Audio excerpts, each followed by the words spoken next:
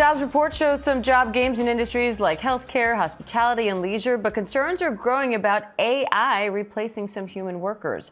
Major companies like Microsoft, Walmart, and Business Insider are laying off employees amid the rise of artificial intelligence in the work of that. One of the big questions is what jobs you think will be first to go and what layoffs you've seen so far because of AI. Well, just this week, for example, Procter & Gamble is saying that it'll cut up to 7,000 jobs. Although they did not use the word AI, they used the word digitization and automation. So I think that sounds like AI because the positions that are at most risk are going to be positions that involve a lot of repeatable actions, data entry, data analysis, anything that requires you to sort through all sorts of documents at scale. That's something that AI can do really easily. Is there's a such thing as an AI-proof job?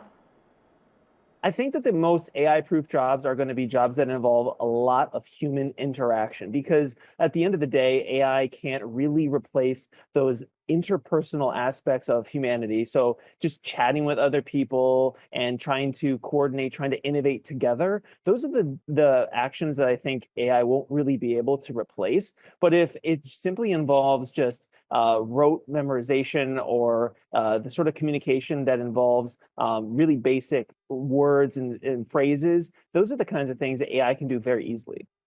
And I want to run you through some specific careers, the ones we got asked about the most, just to get your take on how you think they will be impacted by AI or if they already have been. So kind of a speed round here. Accountants? Definitely at risk. Accountants are in big trouble because data entry and analysis is very easily done by AI. Data scientists? Same thing. I think in some ways that'll be a little bit more insulated, if only because if you can do analysis that the AI can't do, that'll help preserve your job. But again, the AI very good at sorting through numbers and figures. Radiologists? What's that? Radiologists? Well, I think that medical positions depends on the medical position. I think radiologists are in trouble, but on the other hand, we already have a shortage of medical positions, medical doctors, for example. So I'd be really surprised if we see an uptick in unemployment in the healthcare sector. But I do think the AI is coming for some medical jobs. This is a big one. What about digital marketers? Yeah, I think that it probably depends on what kind of digital marketing you're doing. But if you are doing the kind of marketing that simply involves very basic creation of advertisements, that's something that the AI can do because AI is really good at creating visuals now. And so I think if that's all you do, you're going to have to find a way to distinguish yourself. And what about graphic designers? Another problem there because creating visuals, creating charts. Is something that AI can do really well. For example, you can just feed into it a database and say, please, create a chart based on this, and it can do that pretty well. We're going to be talking today about how AI impacts the future of business analysts. How do you see AI affecting my field in the next few years? What impact do you think it's going to have on me? I think it is, it is interesting, right? And I'll start with a dream. My dream is that as a business analyst, you come and what you have in your mind, you just articulate as a, natural language. Give me the top 10 products that we sold within the past 10 weeks, right? It is a typical BI dashboard at the end of the day. Imagine coming and doing it that way and accessing to the dashboard straight away.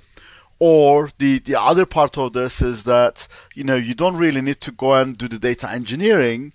The system will build everything for you and you'll be able to start using that. That doesn't mean that the data analyst will not be there because someone really needs to still look into things like the data quality, whether it is using the right sources, whether it has the most refreshed data and such as well, right? And someone really needs to bring that context and bring that know-how from the business side into that and articulate what those results are. So the business analysts will be there, but their productivity will be uplifted. They are not going to spend time on what are these APIs or the data types that I need to bring in to be able to massage this data and show this dashboard. That will be really, there'll be a catalyst from the generative AI side of things. We'll get to the results faster and we'll spend more time on activating the business problems and having more impact to it as well. Dario, you've said that AI could wipe out half of all entry-level white-collar jobs and spike unemployment to 10 to 20%. How soon might that happen? Well, let's, well, first of all, thanks for having me on the show. But just to back up a little bit, I've been building AI for over a decade. And I think maybe the most salient feature of the technology and what is driving all of this is how fast the technology is getting better. A couple of years ago, you could say that AI models were maybe as good as a smart high school student. I would say that now they're as good as a smart college student and sort of reaching past that.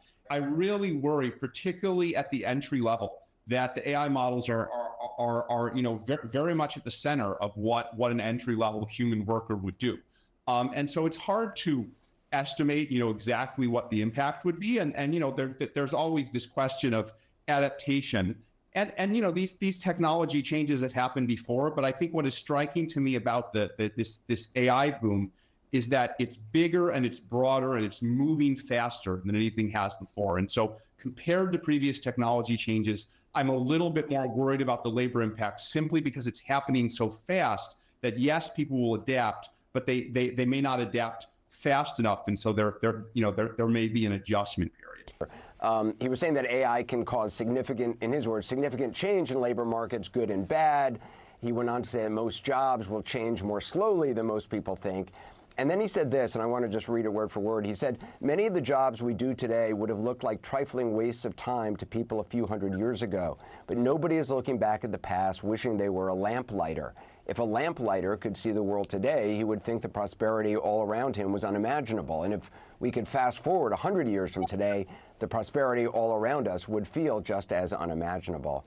For younger people, I should say lamplighters was actually a job. People went around lighting lamps on the streets. I think a lot of people may not even know what a lamplighter is. But do you think Sam Altman is wrong?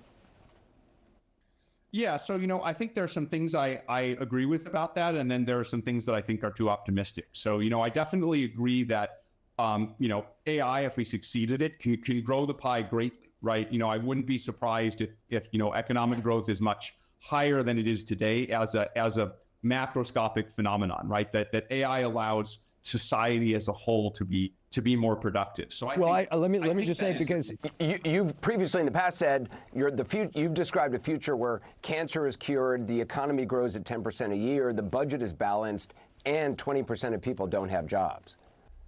That's exactly what I was getting to, right? Where I agree with all the positive potential. I think that isn't wrong.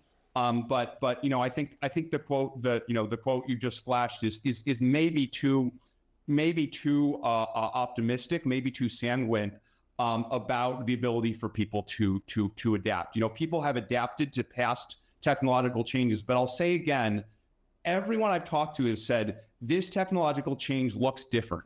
It looks faster. It looks harder to adapt to. It's broader. The pace of progress keeps catching people off guard. And so I don't know exactly how fast, the job concerns are going to come. I don't know how fast people are going to adapt.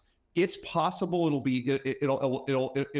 all be okay. But I think that's too sanguine an approach. I think we do need to be raising the alarm. I think we do need to be concerned about it. I think policymakers do need to worry about it. If they do worry and they do act, then maybe we can prevent it. But we're not going to prevent it just by saying everything's going to be okay.